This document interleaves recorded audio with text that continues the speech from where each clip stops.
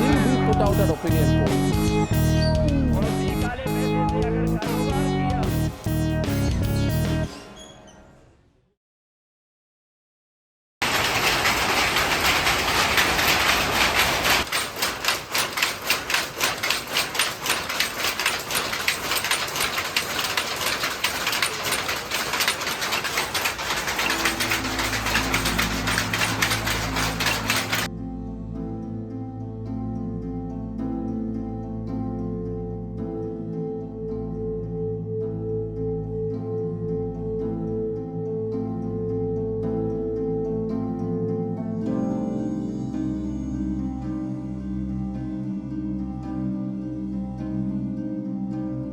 हथकरघे में पैदा हुए हैं, आज भी हम यही काम जानते हैं और यही काम कर पाएंगे कहीं भी अगर जो काम मिलेगा। यादव पे बात कर लें, ठाकुर पे बात कर लें, पंडित पे बात कर लें, बुनकरों पे कोई बात ही नहीं करता। उम्मीद थी, अब तो नहीं है क्योंकि ज़्यादातर लोग बेच चुके हैं। हम भी बस इसी महीने में भेज देंगे, क्योंकि जब हम मैनिफेस्टो देखते हैं किसी भी पार्टी का तो उसमें बुनकर नहीं है, कोई काम नहीं है।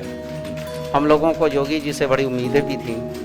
हम इस समय एक गोरखपुर के हथकरघे के कारखाने में खड़े हैं। यहाँ पर आज से 2 साल पहले तक ये चलता फिरता अच्छी हालत में था और यहाँ पर टोपियों का एक स्पेसिफिक कपड़ा होता है, जो नेपाली टोपी बनती है उसका एक अलग स्पेसिफिक कपड़ा होता है, वो कपड़ा यहाँ पर बनता था।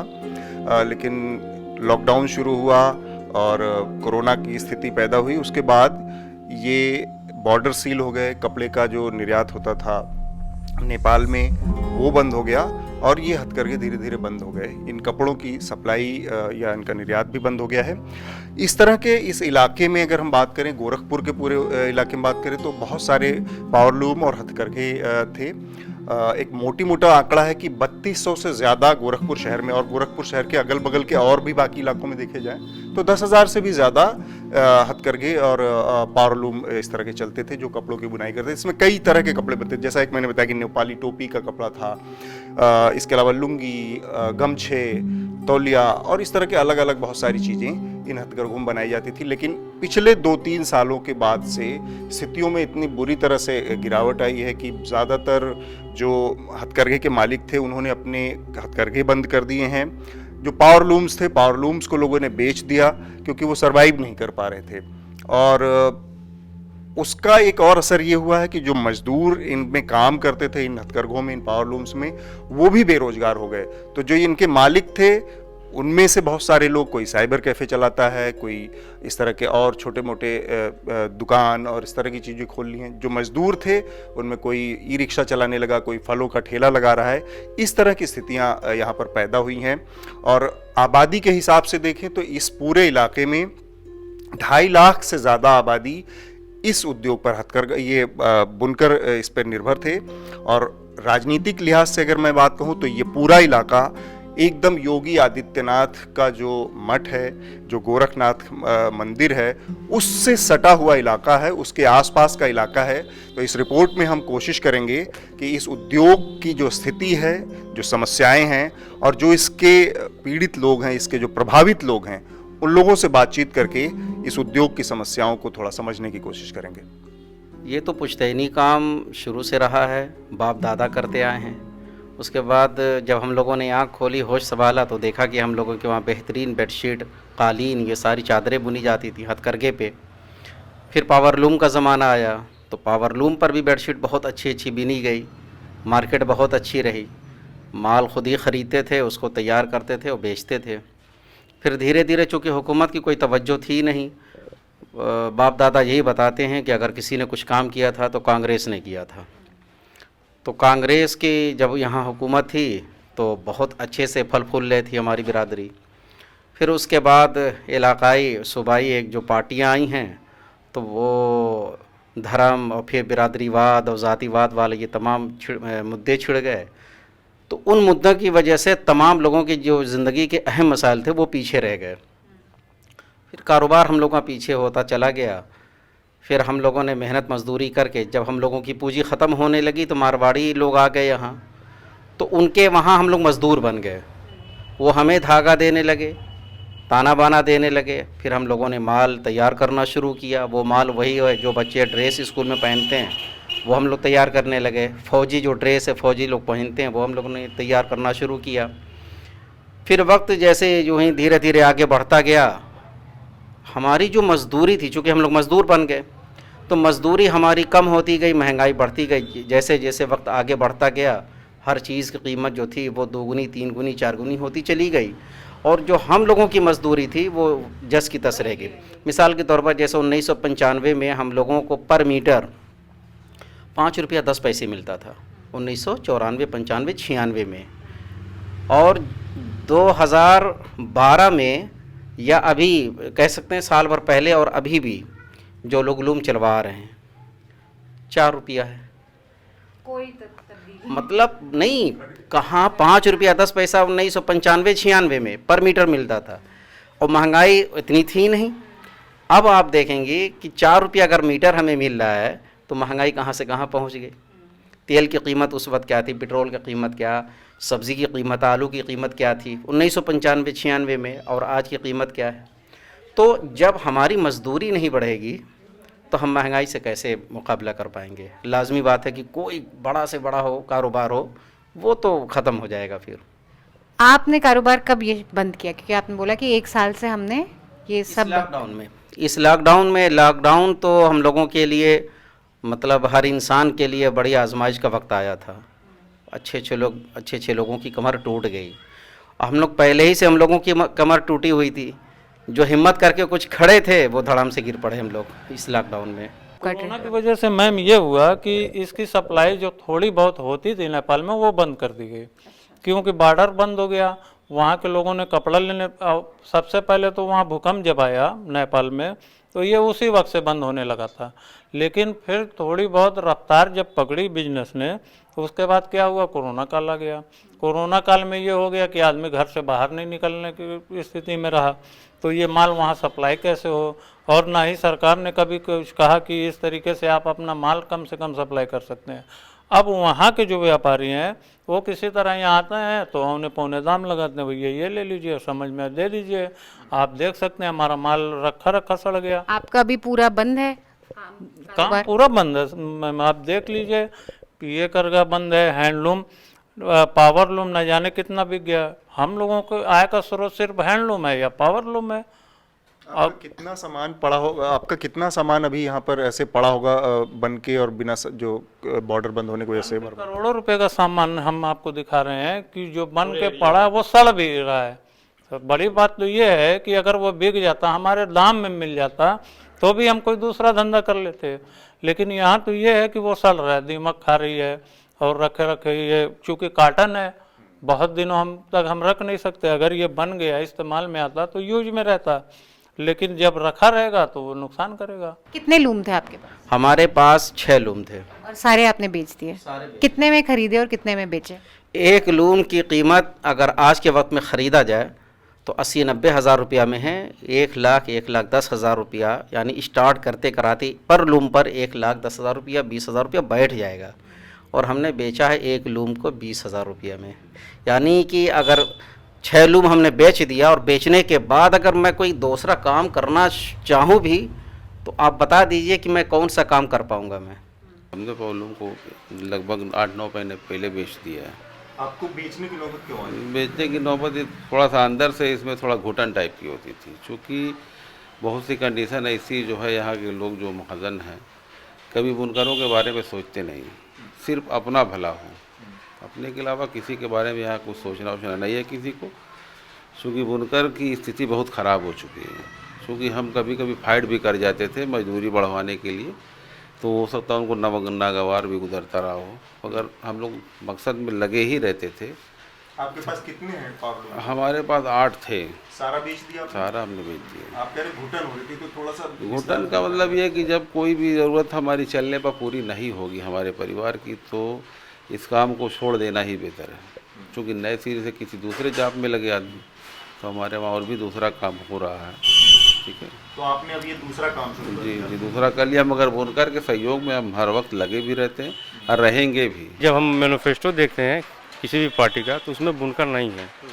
एक उम्मीद थी कि चुनाव आएगा, हो सकता है बुनकर के लिए कोई पार्टी कुछ सोचे, मैनिफेस्टो में हमको लाया जाए, मगर किसी पार्टी ने ध्यान ही नहीं दिया। किसी की मैनिफेस्टो में नहीं है, ना कांग्रेस बीजेपी किसी की नहीं है, तो अब उम्मीद भी नहीं है। आप अभी क्या काम करते हैं ये छोड़ने के बाद? चूँकि माँ बाप ने मुझे पढ़ाया लिखाया तो वो तालीम मेरे पास थी, तो फिर मैंने पढ़ाना शुरू कर दिया। मैं बच्चों को पढ़ा रहा हूँ, कोचिंग या ट्यूशन दे? कोचिंग वगैरह। रोजी रोटी के लिए देखिए हमारे वहाँ जो है अलमारी का कारखाना है, वो चल रहा है। उस पैसे को हमने उठा करके भटाट में एक दुकान ले ली। जी। क्या करेंगे, कुछ ना कुछ तो करना हमको। हम तो यहाँ पे कंप्यूटर रख के वही साइबर कैफे चला रहे हैं, करें क्या भाई? जब कारोबार नहीं है तो दो पैसा आमदनी चाहिए, बच्चों को परिवार को कैसे कोई पाले? तो उसके लिए हम लोग ये करते हैं और आपको हम ले चलते हैं। हम तो ठीक हैं, लेकिन इनके जो मजदूर थे जिनकी रोजी रोटी सिर्फ वही थी, उनकी तो स्थिति ऐसी है कि वो बीमारियों से न जाने कितने मर गए और भूखमरी में। ये कोरोना काल में न जाने कहाँ कहाँ सामान बांटे गए खिलाने पिलाने की, यहाँ तो बेचारे बिना अन्न के मर गए। अच्छा, आप यहीं पे काम करे हैं? हाँ, काम हम यहीं पर करते थे, यहाँ मास्टरी भी करते थे और बुनाई भी काम करते थे। हमारा यही बचपन से लेकर के आज 60 की उम्र हो गई, लगभग इसी में जुटे हुए हैं, दूसरा कोई काम नहीं जानते हैं। जब से ये काम बंद हो गया है तब से हम बहुत परेशानी उठा रहे हैं। ये काम कब बंद हुआ? ये काम बंद होते ये जब से नोटबंदी शुरू हुआ है उसी के बाद से ये काम बंद होना शुरू हो गया। और अब आप क्या करते हैं? अब क्या काम करते हैं, घूमते हैं, एक एक पैसे के लिए दो पैसे के लिए परेशान हैं, कोई काम नहीं है। और आपके पिताजी आपके घर में भी यही काम था या आप पहले थे जिन्होंने ये सीखा? पहले हमारे पास था 4-5 ये करके चलवा रहे थे, उसके बाद से कई बार ये कारोबार खराब हुआ, बिगड़ा, उसी में हमारी पूंजी समाप्त हो गई, हम रोड पर आ गए। अब हमको मजबूरन किसी सेठ के वहाँ मजदूरी करने पर मजबूर होकर के मजदूरी करते हैं। बुनकरों के लिए सरकार कैसी रही है? बुनकरों के लिए एकदम फैल रही है। बुनकर के लिए कहीं नाम नहीं आ रहा है कि बुनकर का कहीं कोई एक कदम बढ़ा करके कोई आइटम चालू किया जाए या उनको काम दिया जाए। कोई काम नहीं है, कोई काम नहीं दिया सरकार ने। मुलायम सिंह ने तो एक काम किया, मुलायम सिंह ने हम लोगों की जो बिजली की बिल थी वो फिक्स रेट कर दिया था, तो वो हम लोगों का तो बड़ा काम हुआ था। लेकिन उसके बाद से फिर किसी भी हुकूमत ने, क्यों ना समाजवादी पार्टी ही के हों, समाजवादी पार्टी की हों, मायावती हों या बीजेपी हो, कोई भी हुकूमत हो, मैंने पहले का आपसे कहा कि जो इंसानों के जो मसाइल हैं, मुद्दे हैं, वो पीछे रह गए, वो धर्म वगैरह की हुकूमत होने लगी। तो अगर हुक्मरानों ने ये गेम खेला तो हम लोग उनकी गेम में फंस गए। हम लोगों ने भी इंसानियत को भुला दिया। जी, सारे वो यादव पे बात कर लें, ठाकुर पे बात कर लें, पंडित पे बात कर लें, बुनकरों पे कोई बात ही नहीं करता। वीर बहादुर के पहले जो सरकार थी उसमें काम अच्छा से चल रहा था, और अब जिस ये कारोबार वीर बहादुर के शासन से बिगड़ना शुरू हुआ है। मैं यहाँ लाइट का मैटर था कि सपा सरकार में एक फिक्स योजना आई कि भाई लाइट बुनकरों की फिक्स कर दी जाए। बाद में योगी जी की सरकार में उसको वहीं किया गया कि ठीक है इसको फिक्स रहने दे रहे हैं, मगर वो लाइट का फ़ायदा सब फर्जी लोग उठा रहे हैं, बुनकर को कोई फ़ायदा नहीं है। क्योंकि वो जो लाइट यहाँ कम में मिल रही है वो अड़ती अपने उसमें ले रहे हैं, यानी कि रॉ मटेरियल वगैरह में खर्च अपने में ले रहे हैं, तो उसका हमको कोई बेनिफिट नहीं है। मैम ये ढाका टोपी है और ये नेपाल का राष्ट्रीय कपड़ा है। वहाँ पे इसको यूज़ किया जाता है कपड़े में, टोपी में, जैकेट में, और यहाँ तक कि इसके चप्पल भी बनते हैं, पर्स भी बनती है, बहुत सारी चीज़ें बनाई जाती हैं और ये स्पेशली उसको यूज़ करते हैं। ये कपड़ा हमारे गोरखपुर में, यहाँ रसूलपुर में बनता है और धीरे धीरे क्या हुआ कि जब सरकारों ने यहाँ के लोगों पर ध्यान देना छोड़ दिया तो ये जो मजदूर थे तो कोई चाय बेचने लगा या कोई ठेले पे सब्जी बेचने लगा। फिर क्या हुआ कि वही मजदूर नेपाल चले गए, वहाँ पे उनके लोगों को बताया कि ऐसे बनता वैसे बनता, फिर ये कपड़ा वहीं बनने लगा। आज उसका रेट कम हो गया, और हम लोग ये समझ लिए कि सिर्फ अपनी जीविका जीने के लिए इसको किसी तरह खींच रहे हैं। नेपाल का ये सब हम नेपाल से जुटा हुआ काम है। यह नेपाल साथ में आते जाते थे। जब से ये नोटबंदी हुई है ये लॉकडाउन शुरू हुआ है, तब से आना जाना बंद हो गया। अब ये सब कुछ आइटम पावरलूम पर चलने लगे हैं, तो पावरलूम का माल प्रोडक्शन ज़्यादा होता है, ये हथकरघा में मेहनत ज़्यादा पड़ता है, इस पर मजदूरी ज़्यादा पड़ती है। पावरलूम कम पैसे में तैयार करके मार्केट में देता है। जो हम लोग ये 1000 रुपये मीटर बेचते थे, आज उसकी कीमत पावरलूम वाले ने 300-400 रुपया कीमत पर मार्केट में दे रहे हैं, तो हमारा माल कैसे बिकेगा। जो चादरें वगैरह हम लोगों के वहाँ तैयार होती थी, तो खलीलाबाद की बाज़ार आपने देखा होगा, वहाँ लोग लेके जाते थे। बाहर विदेश तक यहाँ से माल गया है, विदेश तक गया है। विदेश क्या क्या जाता है? यही जैसे कालीन हो गई, बेडशीट हो गई, बड़ी खूबसूरत चादरें, यानी अगर उसको नुमाइश में लगाया जाए तो वहाँ फाड़ कर लोग देखने लगे कि तैयार कैसे हुआ। इतनी खूबसूरत चादरें तैयार होती थी। अब तो लोग चाइनीज़ चादर वगैरह बिछाते हैं, उसमें कोई मज़ा नहीं है, लेकिन जो हम लोग तैयार करते थे, देखने वाले दंग रह जाते थे कि ये डिज़ाइन बनी कैसे है। इतनी खूबसूरत चादरें होती थी। 4 मशीन देखे वहाँ पे चल रहे, वो 24 घंटे चलते हैं? जी 24 घंटे चलते हैं। तो कितना आमदनी होता है वहाँ पे? वही करीब 5 से 6 हज़ार महीने का? महीने का जी। और एक ही आदमी काम करता है वहाँ पे? जी 2 आदमी। एक दिन में काम करेगा, एक रात में। 2 से 250 रुपया, यानी 12 घंटा काम करने पे एक मजदूर 2 से 250 रुपये की इनकम होती है उसकी। अच्छा। इनकम एकदम ख़त्म हो चुकी है। 200-250 रुपये में आज क्या होगा। हफ्ते में 5 दिन काम होता है, 2 दिन बंद रहता है। उस पर कभी कोई मान लीजिए लाइट चली गई या किसी का कोई बीमार हो गया या कोई भी समस्या आ गई तो वो बंद हो जाता है, तो 5 दिन का एवरेज मान के चला जाता है। तो वही 3-4 हज़ार रुपया मंथली काम करने वाले पाते हैं। अच्छा। और इस बीच अगर कोई समस्या आ गई, जैसे मोटर है ख़राब हो गया या और कोई दिक्कत आ गई, तो वो 15 से 2000 रुपये उसमें चला जाता है। तो मजदूरी हम लोगों की कभी नहीं बढ़ी है। अगर आप एडवाइस करें सरकार को, सब आपके पास है सरकार अगली की, हम आप लोगों को हेल्प करना चाहते हैं या फिर से खड़ा करना चाहते हैं, तो क्या चीज़ें होंगी, 2-3 चीज़ें जो आप सबसे पहले बोलेंगे सरकार को कि आप ये करें ताकि हम अपने पैरों पे दोबारा एटलीस्ट खड़े हों? नहीं, एक तो सबसे पहला काम ये है कि जो सब्सिडी दे रहे हैं वो सब्सिडी देते रहें, फिर हमारे लिए मार्केट भी तैयार कराएं, और हम लोगों के लिए उन्हें फिर से पाँव पे खड़ा करना पड़ेगा। जिस तरीके से हम लोग कालीन और बेडशीट वगैरह अपनी मजदूरी अपनी पूंजी से करते थे, उस पोजीशन में जब हम आ जाएंगे, जब हम खुद अपने माल के खुद मालिक रहेंगे, तब तो फिर धीरे धीरे फिर हम लोग आगे बढ़ जाएंगे, और आगे बढ़ेंगे तो फिर सूबा और मुल्क भी तरक्की करेगा। लेकिन जब हम मजदूर ही बने रहेंगे किसी के, तो हम दूसरे के हाथ में खेलेंगे। यानी ये कह सकते हैं कि वो लोगों ने जो माल बेचा है उसकी पर मीटर जैसे मुझे 4 रुपया दे रहे हैं, उनकी खुद की तैयार, यानी जब माल को ले जाकर मार्केट में बेचते हैं तो 1995 के रेट से नहीं बेचते हैं, वो 2022 के रेट से बेचते हैं। यानी मेवा, मलाई, घी सब वही ले रहे हैं। हम लोगों को खुर्चन मिल रहा था। मैम हम ये चाहेंगे सरकार किसी की हो, हम लोग को सरकार से कोई लेना देना नहीं। जो भी सरकार है वो कम से कम बुनकरों पर ध्यान दे, जैसे पहले की सरकारें देती थी। वो उनका कपड़ा खरीदती थी, उनको नई नई टेक्निक देती थी, बहुत सी सुविधा देती थी। अगर कहीं माल सप्लाई भी होता था तो उसमें वो पूरा कोऑपरेट करती थी। यहाँ का जो एडीआई ऑफिस है वहाँ से भी सपोर्ट मिलता था। अब वहाँ जब जाइए तो वहाँ ना कोई योजना है ना कोई सपोर्ट है। मार्केट उसकी बनेगी, धागा आएगा, मार्केट बनेगी, तभी वो तैयार करेंगे, मार्केट में बेचेंगे।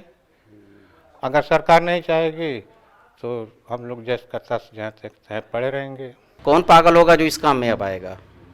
हमें आज के वक्त की मजदूरी मिलनी चाहिए, मेहनताना मिलना चाहिए, तब तो कुछ होगा। ये बहुत इंपॉर्टेंट चीज़ है, क्योंकि मेक इन इंडिया की हम इतनी बात करते हैं, तो अगर एक इतना बड़ी इंडस्ट्री है जो मेक इन इंडिया कर रही थी, उसकी बिल्कुल आपने गिरा दिया है, तो उसके बारे में सोचना चाहिए। बुरी तरीके से बिल्कुल। अब क्या बताया जाए, कुछ लोग हैं जो ज़बरदस्ती आखिरी सांस ले रहे हैं, वो ऑक्सीजन पे हैं। हाँ, ऑक्सीजन पे हैं। शायद हो सकता है कि आप दोबारा आवें तो वो भी हट चुके होंगे, वो भी ख़त्म हो चुके होंगे, कुछ भी नहीं बचा है यहाँ। पूरी आबादी, हो सकता है कि आप दौरा करके आई हूँ, सारी आबादी बुनकरों की है। हम लोगों को योगी जी से बड़ी उम्मीदें भी थीं। यहाँ हमारे बुनकर भाइयों ने बड़ी अच्छी खासी तादाद में जब मुख्यमंत्री बने थे तो जश्न भी लोगों ने मनाया था, मिठाइयाँ भी तकसीम की थी कि हमारे पड़ोसी हैं, हमारा बहुत काम होगा। तो बहरहाल जो करना था उन्होंने किया, लेकिन जो उम्मीदें लोगों की थी वो पूरी नहीं हुई। तो बुनकरों की इस कहानी के आखिरी चरण में हम एक पावरलूम में खड़े हैं, आप देख पा रहे हैं, और एक कहानी से मैं इस कहानी का अंत करना चाह रहा हूँ कि कबीर के बारे में आप लोगों ने जाना होगा। कबीर हमेशा कपड़ा बुनते रहते थे, खुद भी बुनकर थे, और जीवन के आखिरी टाइम पे, आखिरी क्षण में उन्होंने तय किया कि वो बनारस छोड़कर मगहर रहेंगे और यहीं पर उन्होंने अपना शरीर त्याग किया, क्योंकि ऐसी एक मान्यता थी, कहावत ये मान्यता थी कि बनारस में, काशी में जो लोग मरते हैं या देह छोड़ते हैं उनको स्वर्ग मिलता है, मगहर से सीधे लोग नरक में जाते हैं। तो उस अंधविश्वास को तोड़ने के लिए कबीर ने अंत में तय किया कि वो मगहर रहेंगे, और वो यहीं पर रहे, आखिरी में उनकी समाधि भी है। ये जो जगह है और इस पूरे इलाके की जो पहचान है वो 20-25 किलोमीटर के दूरी पर है, और वहाँ पर भी वो रहे आखिरी टाइम में, तो वही काम करते रहे, यानी कि बुनकर का काम करते रहे, कपड़ा बुनते रहे।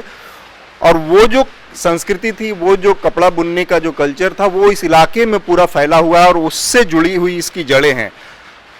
ये गोरखपुर का ग्रामीण का इलाका, गोरखपुर शहरी इलाका, मगहर और भी तमाम बीच के बहुत सारे जो गांव या कस्बे हैं, उन सब जगहों पर कबीर की वो जो कपड़ा बुनने वाली परंपरा थी वो बुनी जा रही। लेकिन अब आज की तारीख में वो जो परंपरा है बहुत बुरी स्थितियों में है। आपने तमाम लोगों की बातें सुनी जो इस पर निर्भर थे, उन लोगों की समस्याएं सुनी, जिन लोगों ने इस धंधे को छोड़ दिया उसके बाद उनकी बातें भी सुनी। एक बात से मैं इस कहानी का अंत करना चाह रहा हूं कि उत्तर प्रदेश सरकार की एक योजना है, एक जिला एक उत्पाद, यानी हर जिले के एक उत्पाद उसकी पहचान होंगे और उसको सरकार प्रोत्साहित करेगी, आगे बढ़ाने का काम करेगी। ये गोरखपुर की ये जो बुनकर हैं, ये जो हथकरघे हैं, ये जो पावरलूम है, जो कपड़े बुनते हैं, ये बहुत बड़ी पहचान है गोरखपुर और इसके आसपास के इलाकों की। उसके बावजूद इसको बढ़ाने के लिए, इसको संरक्षण देने के लिए सरकार ने क्या किया, क्या नहीं किया, इस बारे में कोई भी बुनकर जो है, जो लोग सीधे इस पर निर्भर हैं, कोई भी संतुष्ट नहीं है। उनको नहीं पता कि सरकार की ये योजना यहाँ पर लागू भी है कि नहीं लागू है। खबरों की तह में जाकर की जाने वाली ऐसी ग्राउंड रिपोर्ट्स आप न्यूज़ लॉन्ड्री पर देख सकते हैं, क्योंकि हम विज्ञापन से नहीं, आपके सहयोग से चलते हैं। न्यूज़ लॉन्ड्री को सब्सक्राइब करें और गर्व से कहें, मेरे खर्च पे आज़ाद हैं खबरें।